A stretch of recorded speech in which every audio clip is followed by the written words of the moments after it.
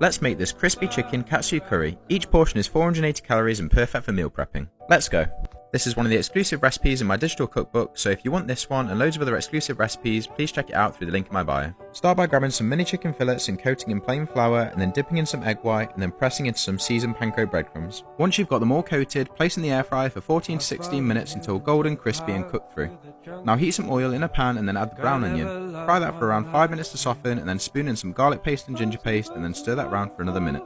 Now add in the chopped carrot and potato and then stir in the garam masala and ground turmeric. Then pour in the chicken stock and simmer on medium heat for 10 to 12 minutes to cook the vegetables. Whilst that's simmering, add your rice of choice into a bowl and then rinse with cold water until the water runs clear, and then cook using your preferred method. Once the vegetables have cooked and the stock is reduced, turn off the heat and add a dash of soy sauce and a drizzle of honey. Now use a hand blender to blend the mixture in the pan until it's smooth. Then plate up the portions, starting with the cooked rice on one side and mixed leaves on the other. Then lay down the chicken mini fillets followed by the smooth katsu sauce. Enjoy!